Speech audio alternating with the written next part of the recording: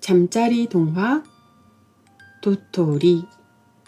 깊은 산골짜기에 도토리 나무가 한 그루 있었습니다. 그 나무에는 도토리들이 주렁주렁 매달려 있었습니다. 그 중에 한 도토리는 마음속으로 이렇게 생각하고 있었습니다. 나도 저 다람쥐처럼 마구 뛰어다닐 수만 있다면 얼마나 좋을까? 도토리는 언젠가는 자기도 다람쥐들처럼 뛰어다닐 날이 올 것이라고 믿고 있었습니다. 그러던 어느 날이었습니다. 윙윙 하고 바람이 세차게 불기 시작했습니다. 나뭇가지가 흔들렸습니다. 도토리 하나가 땅 위로 뚝 하고 떨어졌습니다. 아이고, 엉덩이야. 도토리는 엉덩이가 아팠지만 엉덩이를 어루만질 틈도 없었습니다. 도토리는 비탈진 언덕 아래로 대굴대굴 굴러가기 시작했습니다. 아이고, 멈춰야겠는데? 도토리는 멈추어야겠다고 생각했지만 멈출 수가 없었습니다. 도토리는 몸이 둥글기 때문에 어쩔 수가 없었어요. 아이고, 어지러워. 도토리는 눈이 빙글빙글 도는 것 같았습니다. 온 세상이 뒤죽박죽이 되는 것 같았습니다. 이렇게 대굴대굴 구르던 도토리는 마침내 연못에 퐁당 빠지고 말았습니다. 아이, 차가워. 도토리는 허우적거렸습니다. 그러나 소용이 없습니다. 도토리의 몸은 점점 깊은 연못 속으로 빠져들어갔습니다. 연못 속에는 메기 한 마리가 놀고 있었습니다.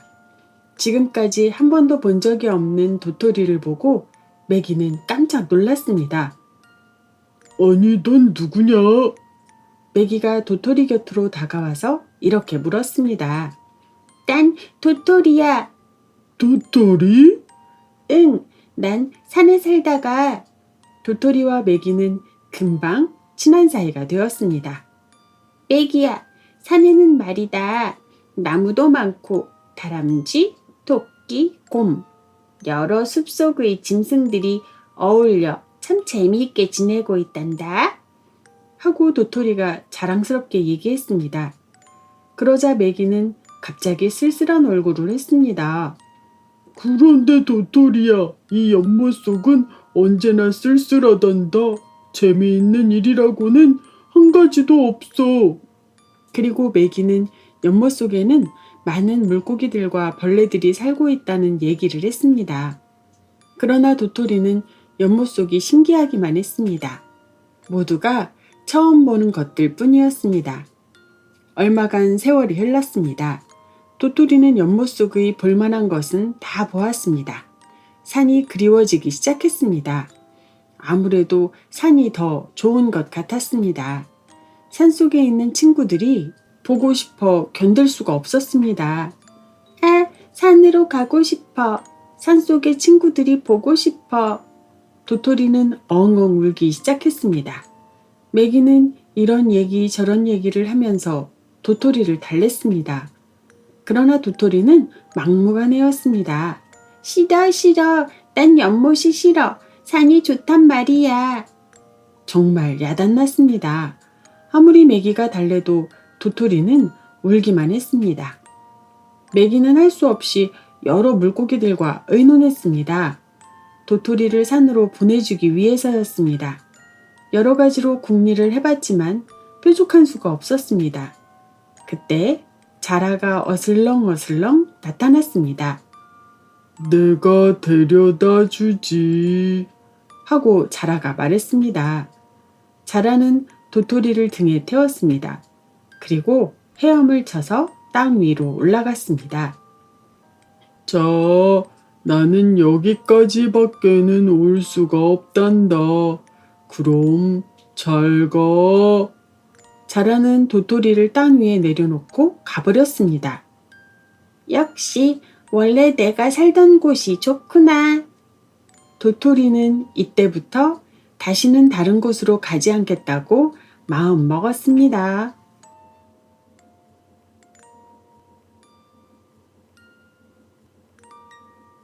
잠자리 동화 어느 바보. 옛날 어느 마을에 한 바보가 살고 있었습니다.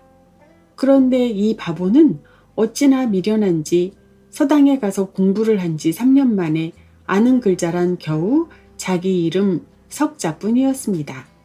거기다가 부모님도 공경할 줄 모르는 불효자였습니다. 그러나 아버지 어머니에게는 이 아들 하나밖에 없었습니다. 하루는 이 바보가 서당에 가지 않겠다고 했습니다. 얘야, 그래도 가야 한다. 가서 공부를 해야 훌륭한 사람이 되는 거란다. 어머니는 바보를 달랬습니다. 싫단 말이야. 서당에 가면 아이들이 놀린단 말이야. 뭐라고? 바보하고. 그래도 자기가 바보라는 말은 듣기가 싫었나 봅니다. 어머니의 마음은 찢어지듯이 아팠습니다. 그러나 꾹 참고 말했습니다. 너는 바보가 아니란다. 자, 엄마가 업어다 줄 테니 서당에 가자꾸나. 정말이야? 바보는 희죽희죽 웃으면서 벌써 어머니의 등에 매달렸습니다. 어머니는 할 수 없이 바보 아들을 업고 서당까지 갔습니다. 더운 점심밥까지도 지어서 어머니가 날라다 주었습니다. 그런데도 이 바보는 서당에 와서 하는 일이라고는 고개로 방아지라는 일 뿐이었습니다. 꾸벅꾸벅 졸면서 세월을 보내니 어떻게 글자를 읽을 수가 있겠습니까? 하루는 서당 선생님이 졸고 있는 바보를 보고는 입을 열었습니다. 이놈! 너무나도 큰 소리였기 때문에 바보는 그만 벌떡 일어났습니다. 너는 서당에 글 공부를 하러 오느냐? 잠자러 오느냐? 하고 호통을 쳤습니다. 그런데 이 바보는 어릴 때부터 워낙 귀엽게만 자라온 탓으로 어른 무서운 줄을 몰랐습니다. 내가 졸든 말든 무슨 참견이요? 하면서 서당 선생님의 상투를 잡아 흔들고는 집으로 달아나 버렸습니다. 정말 눈 깜짝할 사이에 일어난 일인지라 서당 아이들도 말릴 겨를이 없었습니다. 이 소문이 삽시간에 온 마을에 퍼졌습니다. 바보의 아버지와 어머니는 어찌할 바를 몰랐습니다. 이 녀석아, 어쩌자고 서당 선생님의 상투를 잡아 흔들었느냐? 어머니가 한숨 섞인 목소리로 꾸짖었습니다. 창피해서 얼굴을 들고 다닐 수가 없게 되었다. 내가 어쩌다가 저런 바보 자식을 두어 속을 썩이는고. 아버지도 화가 나서 자기 가슴을 탁탁 치며 말했습니다. 내가 졸고 있는데 이놈 하고 깜짝 놀라게 하잖아요. 하며 바보는 잉잉 울기 시작했습니다. 울어도 할 수 없다. 너는 오늘부터 아무데도 나가지 말고 집안에만 있거라. 아버지는 바보 아들을 옴짝달싹 못하게 집안에 가두어 놓고 말았습니다. 이 무렵 바보가 살고 있는 마을로 한 선비가 이사를 왔습니다. 마침 그 선비에게도 아들 하나가 있었는데 어찌나 똑똑하고 효자인지 이 마을에 이사 온 지 며칠도 되지 않았는데 칭찬이 이만저만이 아니었습니다. 과연 선비집 아이는 달라요. 그럼요. 저 바보 아이하고 견주면 하늘과 땅이지요. 바보의 아버지와 어머니도 이 소문을 듣고 어느 날 의논을 하게 되었습니다. 아버지가 먼저 말을 했습니다. 서당에 보내봐야 글도 깨우치지 못하여 보낼 것도 없고 하니 그렇다고 해서 언제까지나 집안에만 가두어 놓을 수는 없잖아요. 하고 어머니가 걱정스럽게 말했습니다. 좋은 수가 있어. 좋은 수라니요? 어머니의 눈이 빛났습니다. 이렇게 하면 어떻겠소? 어떻게요? 우리 아이를 새로 이사온 선비집에 보내서 부모한테 효도하는 법을 배우게 하는 것이 어떻겠소? 참 좋은 생각이군요. 하지만 그 선비가 우리 아이를 받아줄지가 걱정이에요. 그건 나한테 맡겨두구려. 내가 선비한테 가서 사정을 해볼 테니까. 이리하여 바보의 아버지는 선비 집으로 찾아가서 사정 얘기를 했습니다. 그랬더니 그 선비는 선뜻 그렇게 하십시오. 하고 허락을 하는 것이었습니다. 고맙습니다. 이 은혜는 평생 잊지 않겠습니다. 아버지는 몇 번이나 선비에게 절을 하고 집으로 돌아왔습니다. 어떻게 되었어요? 잘 되었나요? 응, 잘 됐소. 아이고 고맙기도 하여라. 어머니는 너무도 고마워서 선비집 쪽을 보고 두 손 모아 절을 했습니다. 이리하여 바보의 부모들은 쌀한 가마니를 하인에게 짊어지게 하고 아들을 선비집으로 보냈습니다. 그래서 바보는 선비집에 묵으면서 선비의 아들이 효도하는 것을 보았습니다. 누워서 떡 먹기보다 쉽구나. 바보는 효도하기가 이렇게 쉬운 줄은 몰랐습니다. 선비의 아들이 효도를 한다는 것은 이런 것들이었습니다. 선비의 아들은 아버지의 옷을 먼저 입어보고 밥도 먼저 먹어보고 잠자리에도 먼저 들어가는 것이었습니다. 그러니 바보의 입에는 효도하는 것이 누워서 떡 먹기보다 쉽다는 말이 나올 법도 했습니다. 그러나 선비의 아들이 이렇게 하는 데는 그만한 까닭이 있었습니다. 아침 일찍 일어나서 먼저 아버지의 옷을 입는 것은 그 옷을 따뜻하게 하기 위해서였습니다. 그리고 미리 반찬을 먹어보는 것은 간이 잘 맞는지 안 맞는지를 알아보기 위해서였습니다. 또 아버지의 이부자리에 먼저 드는 것은 이부자리를 따뜻하게 데워주려는 효성스런 마음에서였습니다. 이것을 본 바보는 한 달을 있으면서 효도하는 것을 배우라고 했지만 사흘 만에 집으로 돌아오고 말았습니다. 한편 바보의 아버지와 어머니는 사흘 만에 돌아온 것을 보고는 깜짝 놀랐습니다. 아니, 왜 이리 빨리 돌아왔느냐? 하고 어머니가 물었습니다. 배울 것 다 배웠는데 뭐. 하고 말했습니다. 그렇게도 빨리 효도하는 법을 익혔단 말이냐? 아버지도 궁금하여 물었습니다. 그럼요. 배울 것도 없는데 한 달씩이나 있어서 뭘 해요? 그러나 아버지는 믿지 않았습니다. 한숨을 푹 쉬면서 밖으로 휑하니 나가버렸습니다. 어머니는 그래도 자기 아들이라고 사랑스럽기만 했습니다. 그러냐? 아유, 기특하기도 하지. 그럼 오늘 저녁부터 효도를 어떻게 하는 건지 시작해봐라. 하고 바보 아들의 머리를 쓰다듬어 주었습니다. 해볼게요. 나도 효도할 수 있다고요.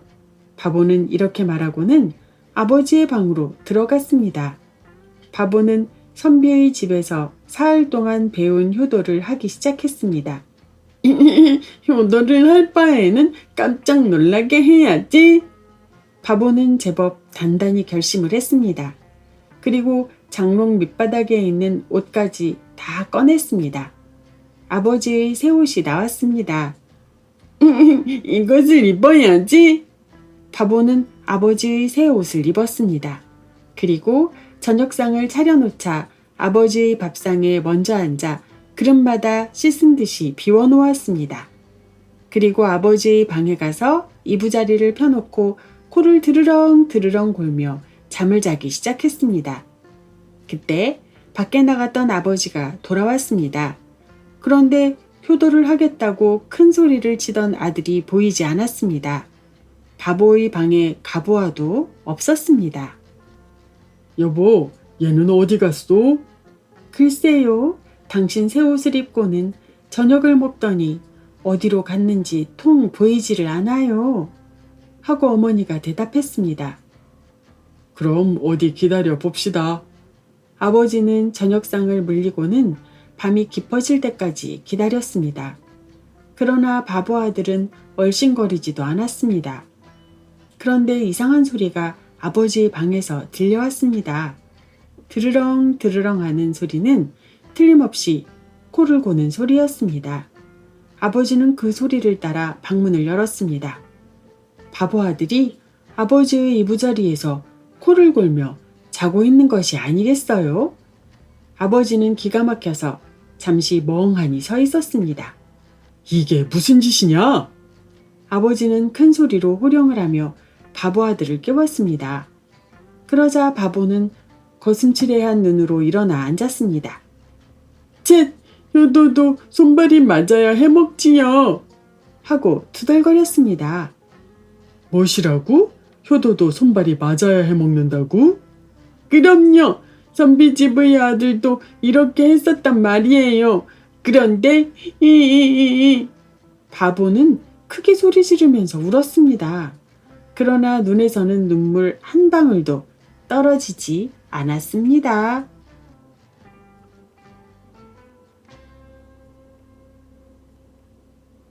잠자리 동화 세상에서 가장 값진 것. 옛날에 홀아버지가 세 아들과 함께 가난하게 살고 있었습니다. 아버지는 온갖 고생을 하면서도 세 아들을 정성껏 키웠습니다. 살림은 가난하지만 믿음직스런 아들이 셋이나 있어서 마음은 가난하지 않았습니다. 세 아들이 크게 자라는 동안 아버지는 늙어서 어느덧 목숨이 다하는 때가 다가와졌습니다. 아버지는 세 아들을 불러 앉히고는 너희들에게 물려줄 것이 별로 없구나. 큰애는 맷돌을, 둘째는 표주박과 대지팡이를, 막내는 장구를 가지거라 하는 말을 남기고 숨을 거두었습니다. 세 아들은 아버지의 장례를 치르고 아버지가 남긴 말씀대로 유물을 나누어 가졌습니다. 큰아들은 두 아우들과 의논한 끝에 3년 뒤에 이 집에서 다시 만나기로 하고 각각 헤어져 사는 것이 좋겠다고 의견을 모았습니다. 며칠 후 삼형제는 집을 떠나 새 갈래길에서 헤어졌습니다. 큰아들은 무거운 맷돌을 지고 산길을 올라갔습니다. 그러다가 사람도 살지 않는 깊은 산속에서 날이 저물었습니다. 하룻밤을 지낼 마음으로 사방을 두리번거리다가 큰 나무 위로 올라갔습니다. 맷돌을 짊어지고 올라가는데 무척 힘이 들었습니다. 아버지가 남겨주신 물건이므로 소중하게 간직해야 한다고 큰 아들은 생각했습니다. 큰 아들은 하늘을 지붕 삼아서 나무 위에 누웠습니다. 먼 길을 걸어오느라고 한껏 지쳐서 금방 잠이 들었습니다. 그런데 어디선지 떠들썩한 소리에 잠이 깼습니다. 사람도 살지 않는 산에서 웬 소리가 날까? 큰 아들은 정신을 바짝 차리고 귀를 기울였습니다. 나무 밑에서 사람들의 말소리가 들렸습니다. 나는 보물을 가질 테다. 너는 돈을 가져라. 싫다. 나도 보물을 가질 테다. 두 명의 산적이 서로 보물을 차지하려고 옥신각신하고 있었습니다. 큰아들은 산적들을 놀래키려고 맷돌을 돌렸습니다. 구름도 없는 하늘에서 천둥소리가 나는구나. 나쁜 짓을 했다고 하늘이 우리에게 벌을 내리나 보다. 그럼 도망가자. 산적들은 보물과 돈을 내버리고 도망을 갔습니다. 큰아들이 이튿날 아침에 내려와 보니 나무 밑에 보물과 돈이 있었습니다. 그래서 맷돌 때문에 부자가 되었습니다. 둘째 아들은 산소가 많은 곳으로 갔습니다. 해가 저물어 어느 산속 옆에서 잠을 자게 되었습니다. 밤이 깊을 무렵 둘째 아들은 이상한 발소리에 놀라 잠이 깼습니다. 겁이 나서 숨을 죽이고 귀를 기울이니까 사람의 발소리가 아니었습니다. 그 발소리는 둘째 아들이 누워있는 무덤 뒤에 와서는 멎었습니다. 해골님, 어서 일어나셔요. 나와 함께 마을에 가서 부잣집 딸의 혼을 빼앗아 옵시다. 이렇게 말한 것은 사람이 아닌 도깨비였습니다. 문득 둘째 아들은 도깨비와 장난을 해보고 싶어졌습니다. 그래서 알겠네. 아까부터 자네를 기다리고 있었지. 하고 말했습니다. 그러자 도깨비는 해골의 목소리가 이상하네요. 웬 사람 냄새가 이렇게 나지요? 하고 코를 킁킁거렸습니다. 오늘은 몸이 불편해서 목소리가 변했지. 그리고 사람 냄새는 어저께 만든 옆 산소에서 나는 걸세. 아니에요. 믿지 못하겠어요. 둘째 아들은 표주박을 불쑥 내밀었습니다. 도깨비는 표주박을 쓰다듬으며 머리카락이 없는 걸 보니 도깨비님 같군요. 그럼 이번에는 팔을 내밀어 보셔요. 하고 말했습니다. 둘째 아들은 지팡이를 내밀었습니다. 팔이 매우 가늘군요. 도깨비님이 틀림없어요. 날이 새기 전에 어서 마을로 가시지요. 도깨비는 비로소 의심을 풀고 갈 길을 재촉했습니다. 둘째 아들은 도깨비와 함께 마을로 내려왔습니다. 도깨비는 부잣집 앞에 이르자 도깨비님은 여기서 기다리셔요. 제가 들어가서 이 집 딸의 혼을 빼앗아 오겠어요. 하고 집 마당을 넘었습니다. 잠시 후 도깨비가 다시 담장을 넘어 나왔습니다. 혼을 가져왔나? 예, 여기 있지 않아요? 도깨비는 어깨를 으쓱하며 손에 가진 것을 보였습니다. 혼을 손에 가지고 있으면 잃어버리기 쉬우니 이 자루 속에 넣게. 둘째 아들은 허리에 찬 자루를 벌렸습니다. 혼이 달아나지 않게 꼭 잡아 매셔요. 도깨비는 손에 쥔 혼을 조심스럽게 자루 속에 넣고 단단히 일렀습니다. 둘째 아들은 도깨비와 산소로 돌아왔습니다. 도깨비가 자루 속에서 혼을 꺼내려 하는데 마을에서 쳤다기 오는 소리가 났습니다. 도깨비는 날이 밝기 전에 도깨비 굴로 돌아가야 합니다. 도깨비는 이크, 야단났구나. 하고 얼른 달아났습니다. 동력이 밝았습니다. 둘째 아들이 마을의 부잣집으로 가니까 구슬픈 울음소리가 들렸습니다. 마을 사람들이 집 앞에 모여 웅성거리고 있었습니다. 정말 이상한 일이야. 아프지도 않은 사람이 잠을 자다가 일어나지 못하다니 기가 막히는군. 부잣집 식구들은 더욱 슬프게 울었습니다. 둘째 아들은 부잣집 주인에게 가서 내가 그 아가씨를 살릴 수 있습니다. 하고 말했습니다. 그랬더니 주인은 둘째 아들의 손을 덥석 잡고 내 딸만 살려주신다면 당신이 원하는 것을 모두 들어주리다. 하고 말했습니다. 둘째 아들은 주인과 함께 안으로 들어갔습니다. 아가씨가 있는 방에 이르러서는 다른 사람들은 멀리 떨어져 있게 하고 혼자 안으로 들어가 문을 잠궜습니다. 그리고 마음을 가라앉힌 다음 옆구리에 찬 자루를 끌었습니다. 잠시 후 잠자듯이 누워있던 아가씨가 움직이더니 기지개를 켜며 눈을 번쩍 떴습니다. 둘째 아들은 문을 활짝 열고 들어오시오. 하고 외쳤습니다.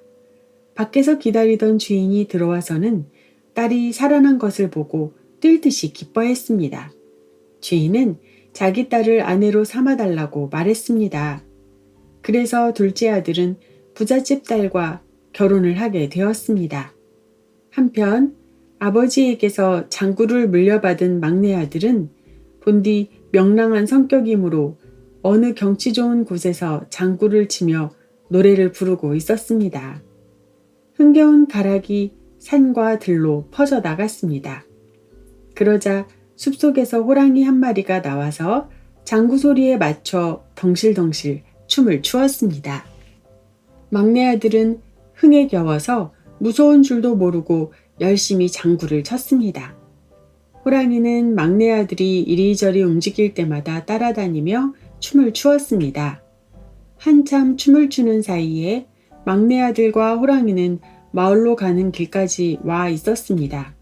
마을 사람들이 장구 소리를 듣고 몰려 나왔습니다. 정말 재미난 구경거리가 벌어졌군. 구경을 하려면 구경값을 주어야지. 마을 사람들은 앞을 다투어 돈을 던져 주었습니다. 마을로 내려가니 더 많은 사람들이 몰려들었습니다. 호랑이는 좀채로 막내 아들 곁을 떠나지 않았습니다. 호랑이가 장구 소리에 맞춰 춤을 춘다는 소문이 임금님의 귀에까지 들어갔습니다. 임금님은 막내 아들과 호랑이를 궁궐로 불러 춤을 추게 했습니다. 춤을 구경하고 난 임금님은 호랑이와 장구를 내게 팔지 않겠는가? 하고 말했습니다. 호랑이는 팔 수 있으나 장구만은 안 됩니다. 비록 하찮은 물건이나 돌아가신 제 아버님이 물려주신 것이므로 소중히 아끼고자 합니다. 막내 아들은 이렇게 말했습니다. 아주 많은 돈을 주겠다. 그래도 안 되겠는가? 막내 아들은 목숨을 내놓는 일이 있더라도 아버지의 유물인 장구만은 안 된다고 말했습니다. 임금님은 막내 아들의 효성에 감격하여 호랑이와 장구를 살 것을 포기하고 상금을 넉넉히 주었습니다. 3년이 지나서 약속한 날짜가 돌아왔습니다. 삼형제는 옛집에 모여 지난 일을 이야기하며 아버지가 물려주신 물건들이 세상에서 가장 값진 것이었다고 즐거워했습니다.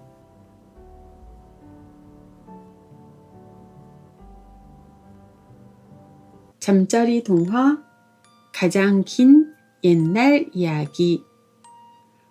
어느 고을에 옛날 이야기를 맛있는 음식 먹기보다도 더 좋아하는 노인 한 사람이 살고 있었습니다.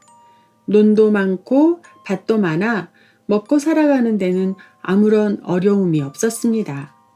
그래서 그런지 이 노인은 옛날 이야기 듣는 것으로 세월을 보냈습니다.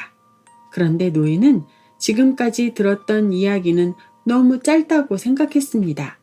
이야기를 하는 사람의 어려움은 조금도 생각해주지 않고 늘 못마땅해 입맛을 다시곤 했습니다.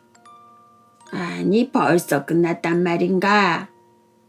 한나절이나 걸린 제 이야기가 노인장께서는 짧다고 생각하십니까? 그럼 자네는 그걸 길다고 생각하는가?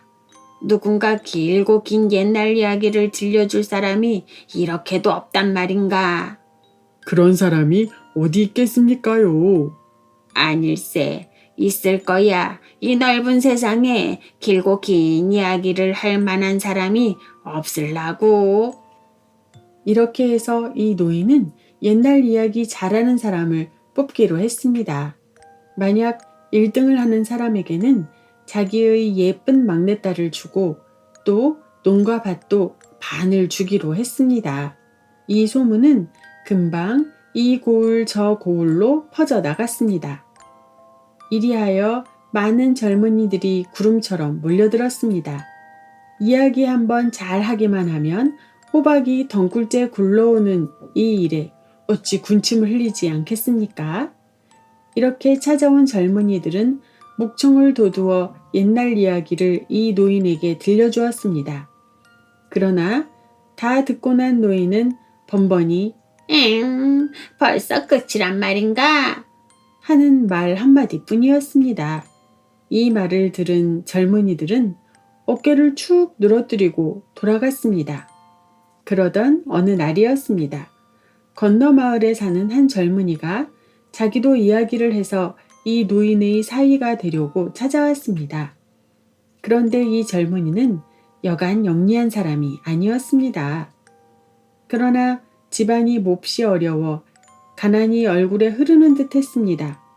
젊은이는 노인 앞에 다 떨어진 두루마기 자락을 척 걷고 앉아서는 저로 말씀드릴 것 같으면 우리 고을에서 옛날 이야기 잘 하기로 소문난 사람입니다요.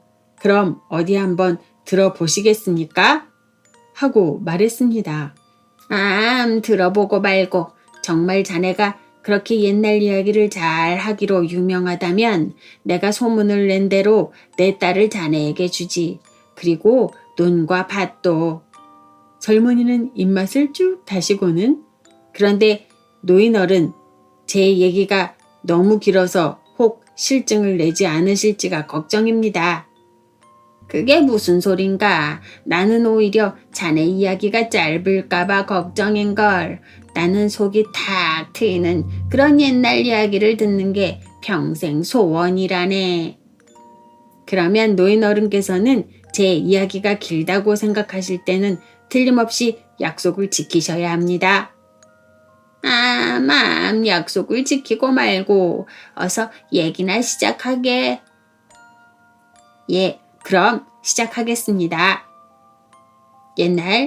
먼 옛날이었습니다. 온 나라가 태평스럽게 살고 있는데 어느 날 중국 군사들이 말을 몰고 쳐들어왔습니다요. 그래서 노인은 열심히 다음 이야기를 재촉하였습니다. 그래서 조정에서는 곧 군사 100만을 모아 중국 군사와 맞붙어 싸웠습니다. 그러나 워낙 힘이 모자라 그만 싸움에서 지고 말았습니다요. 허허, 그래서 나라의 임금님은 근심이 태산 같았지요. 곧 조정의 신하들을 불러서 물었습니다. 경들은 이 어려움을 어떻게 구할 방법이 생각나지 않는가? 그런데 신하들은 서로의 얼굴만 쳐다볼 뿐 아무 말이 없었습니다. 큰일 났구먼. 한데 그때 한 신하가 조심스럽게 입을 여는 것이 아니겠습니까요? 뭐라고? 그 신하가 말하기를 제 생각을 비웃으실지 모르겠으나 감히 말씀을 올리겠습니다. 우선 많은 쥐를 모으게 하는 것이 좋겠다고 생각합니다.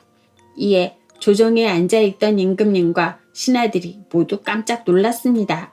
쥐를 무엇에 쓰려고요? 하고 대신들이 물었습니다. 그러자 그 신하는 옛날에 황제가 충우를 정벌할 때입니다.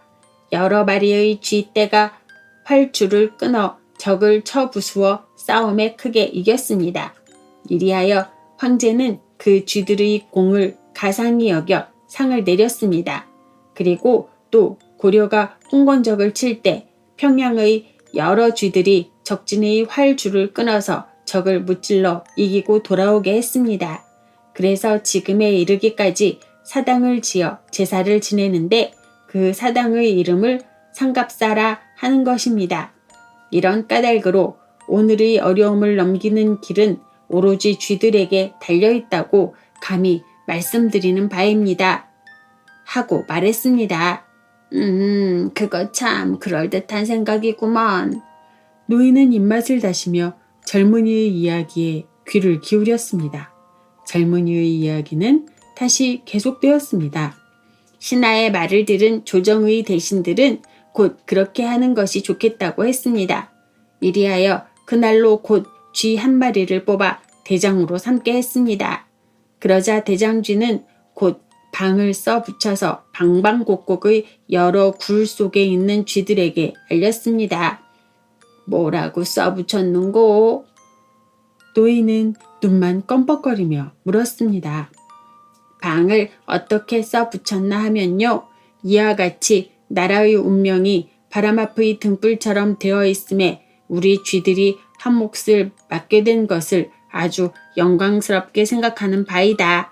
그러니 너희들은 아무 날 아무 때에 서울 광화문 내거리 앞에 한 마리도 빠짐없이 다 모이도록 하라 하는 내용이었습니다요.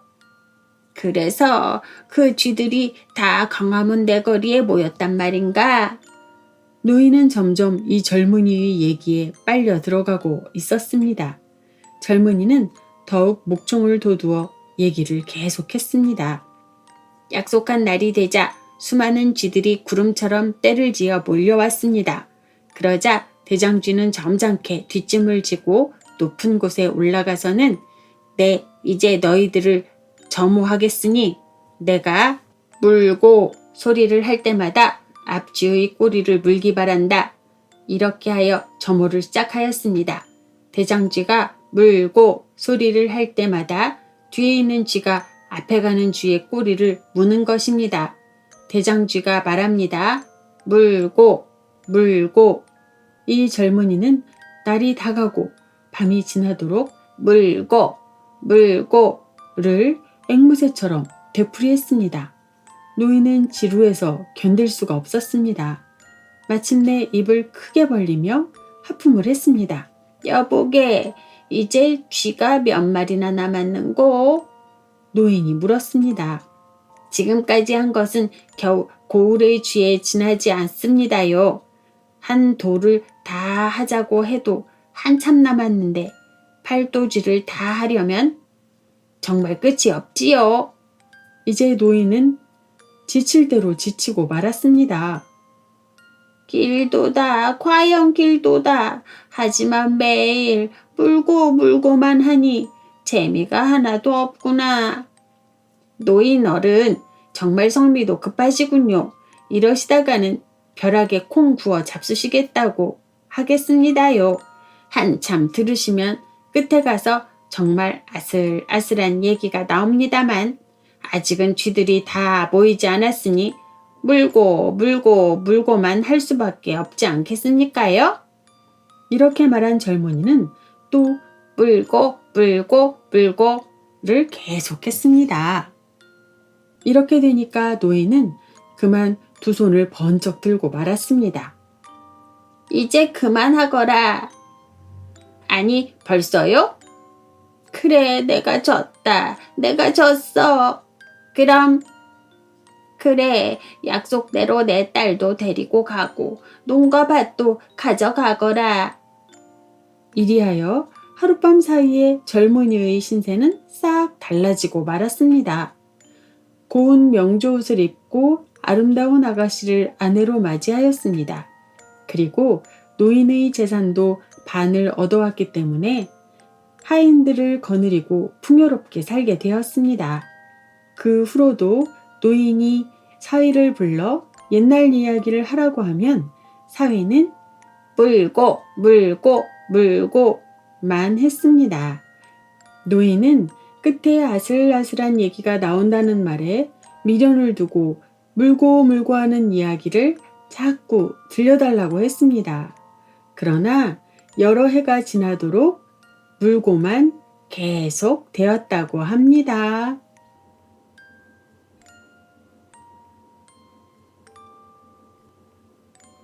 잠자리 동화 겸손한 까치. 깊은 산속이었습니다. 겨울산에는 눈이 펑펑 쏟아져 하얗게 되어버렸습니다. 하루도 쉬지 않고 눈이 내렸기 때문에 산과 들판의 눈은 녹을 틈도 없었습니다. 이렇게 되자 산속의 날짐승들과 길짐승들은 먹이가 없어 쩔쩔 맬 수밖에 없었습니다. 어느 날 꿩과 비둘기와 까치가 한자리에서 만났습니다. 어떻게 하면 먹이를 구할 수 있을까에 대하여 의논하였습니다.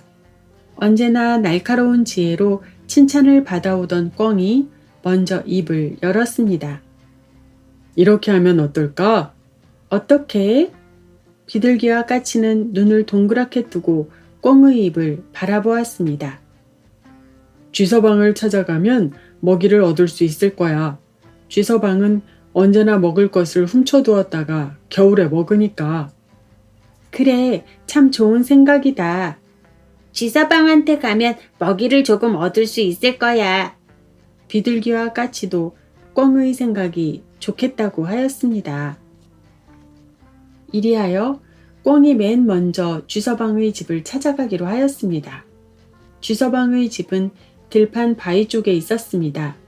워낙 양지 바른 곳이라 쥐서방의 집 앞은 눈이 촉촉하게 녹아 있었습니다. 꿩은 목에 힘을 주고 쥐서방 집 앞에서 큰 소리로 외쳤습니다. 여봐라, 쥐서방. 그러자 그때 마침 부엌 아궁이에 불을 지피고 있던 마누라 쥐가 나왔습니다. 뜨그시지요? 보면 몰라서 묻느냐? 아이고, 꽁 아저씨로군요. 쥐 마누라는 상냥하게 웃으면서 맞이하였습니다. 그런데 쥐서방은 어디 갔는가? 예, 잠깐 친구네 집에 갔습니다. 그런데 무슨 일이죠? 다름이 아니라 먹을 걸 좀 구하러 왔어. 고양이가 먹던 찌꺼기 같은 것 좀 없느냐? 하고 꿩은 큰 소리를 쳤습니다. 쥐 마누라는 이 말을 듣고는 슬그머니 심통이 났습니다. 남의 집에 먹을 것을 얻으러 온 주제에 먹으리 뻔뻔스럽소. 음식이 썩어 없어져도 줄 수 없어. 쥐 마누라는 들고 있던 부직갱이로 꿩의 뺨을 때렸습니다. 부직갱이는 정통으로 꿩의 뺨에 맞았습니다. 아이고 죽겠네. 꿩은 맞은뺨을 감싸주고는 달아났습니다. 지금도 꿩의 뺨이 빨간 것은 이때 맞은 자국 때문이라고 합니다. 꿩은 비둘기와 까치가 있는 곳으로 와서 쥐 마누라에게 당한 이야기를 하였습니다. 이 이야기를 들은 비둘기가 크게 화를 내었습니다. 건방진 쥐 마누라 같으니라고 우리 날짐승들을 어떻게 보고 그따위 짓을 서슴지 않는단 말이냐? 안 되겠다. 내가 가서 쥐들의 못된 버릇을 단단히 고쳐놓고야 말겠다. 이렇게 큰 소리를 치고 비둘기는 하늘 위로 치솟아 올라 쥐서방의 집으로 갔습니다. 쥐 마누라, 누구요? 나다, 비둘기다. 왜 왔지요? 아까는 부지깽이로 꿩의 뺨을 쳐서 빨갛게 부어올랐다. 양식을 좀 주지 않으면 내가 혼내주겠다. 무엇이라고요? 쥐 마누라는 이번에도 들고 있던 부지깽이로 비둘기의 머리를 때렸습니다. 아이고! 비둘기는 머리가 어떻게나 아픈지 정신을 차릴 수가 없었습니다. 그 자리에 있다가는 더 맞을 것 같아서 달아나고 말았습니다. 비둘기는 꿩과 까치가 있는 곳으로 가서 사정 이야기를 하였습니다. 이 사람아, 자네 머리가 비둘기의 머리를 보고 있던 까치가 소리쳤습니다. 왜? 어떻게 됐는데? 이 사람아, 머리가 파랗게 멍이 들었네. 비둘기의 머리가 파란 것은 이때 맞은 자국이라고 합니다. 그럼 이번에는 내가 다녀오겠네. 하고 까치가 나서자 꿩과 비둘기가 말렸습니다. 그렇다고 여기 앉아서 굶어 죽을 수는 없지 않겠나. 까치는 이렇게 말하고는 훨훨 날아서 쥐서방의 집으로 갔습니다. 그때 마침 쥐서방은 친구 집에서 돌아와 집에 있었습니다. 쥐서방은 마누라와 자식들과 오손도손 앉아서 음식을 맛있게 먹고 있었습니다. 까치는 될 수 있는 대로 허리를 굽실굽실거리며 말했습니다. 쥐 영감님, 그동안 별일 없으신지요? 예, 올해는 유난히 눈이 많아서 고생들이 많겠지요? 그렇습니다. 그래서 날짐승들은 먹을 걸 구하지 못해 고생이 많습니다. 그거 참 안 됐군요. 우리 집에도 양식이 그리 넉넉지는 않습니다만 좀 드리지요. 아이고, 고맙습니다. 쥐서방은 양식을 가지고 와서 까치에게 주었습니다. 당신은 참 겸손하시구랴. 원, 별 말씀을 다 하십니다. 그러고 보니 당신은 어릴 때부터 훌륭한 집안에서 자란 게 분명해요. 양식을 얻은 까치는 꿩과 비둘기가 기다리고 있는 곳으로 갔습니다. 꿩과 비둘기는 까치가 양식을 얻어가지고 오는 것을 보고 놀랬습니다. 그 구두쇠 쥐서방 집에서 어떻게 양식을 얻었단 말인가? 다 얻어오는 수가 있지. 세상을 살아가려면 예절을 잘 지키고 겸손해야 한다네. 자네들처럼 겸손하지 못하면 부지깽이로 얻어맞기만 하고 실속도 못 차려. 까치의 말을 들은 꿩과 비둘기도 고개를 끄덕이며 자기들의 잘못을 뉘우쳤습니다.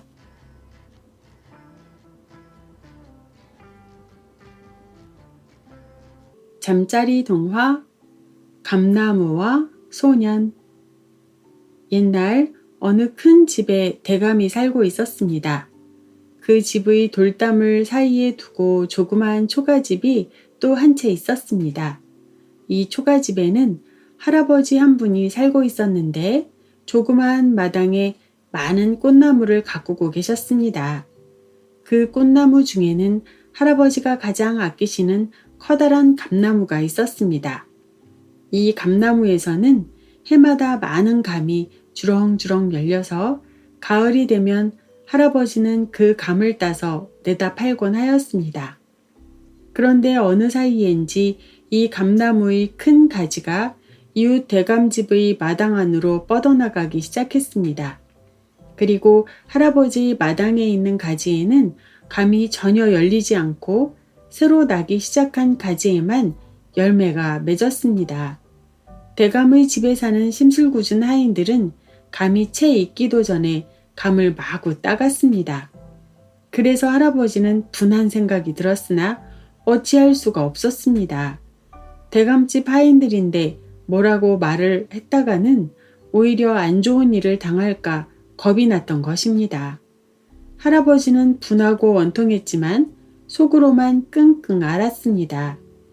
그러던 어느 날 그 마을에서 개구장이로 소문난 꼬마아이가 놀러왔습니다.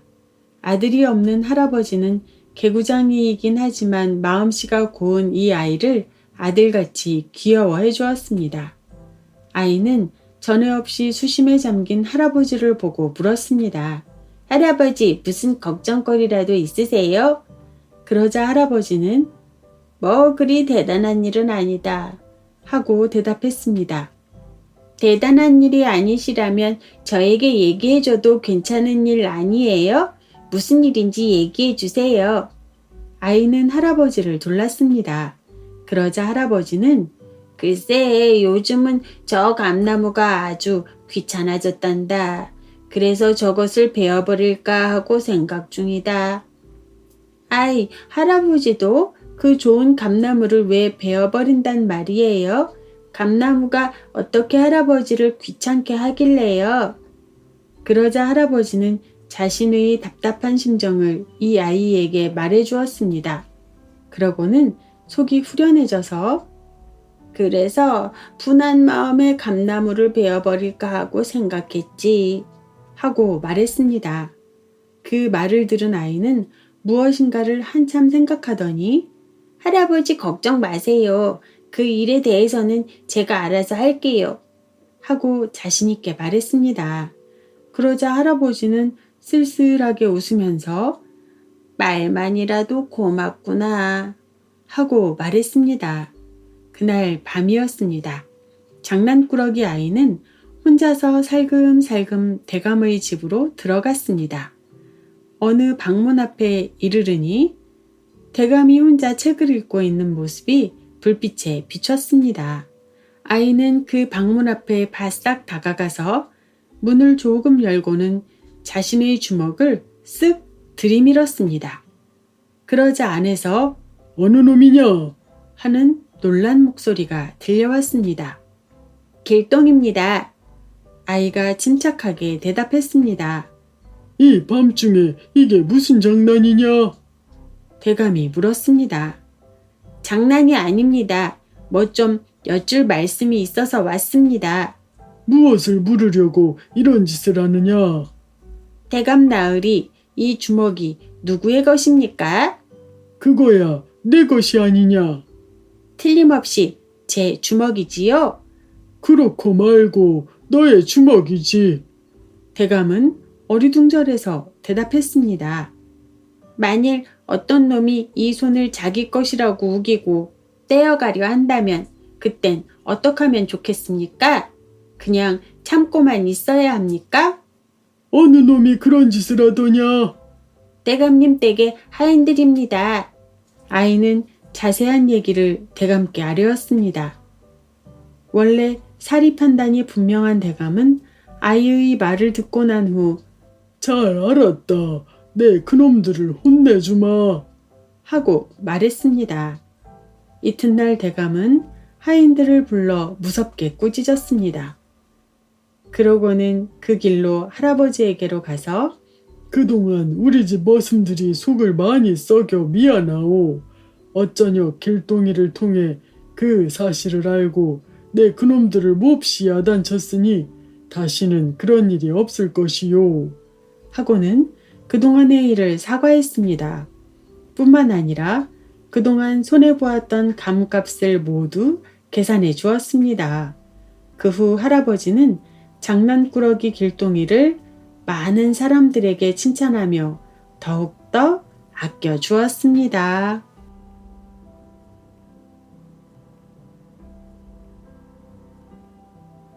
잠자리 동화 서울 구경. 옛날 옛적 시골을 떠나본 적이 없는 두 젊은이가 있었습니다. 어느 날 두 젊은이는 큰맘 먹고 서울 나들이에 나섰습니다. 이복에 서울 사람들은 여우처럼 야가 빠졌다는구먼. 나도 잘 알고 있다네. 아무튼 조심하세.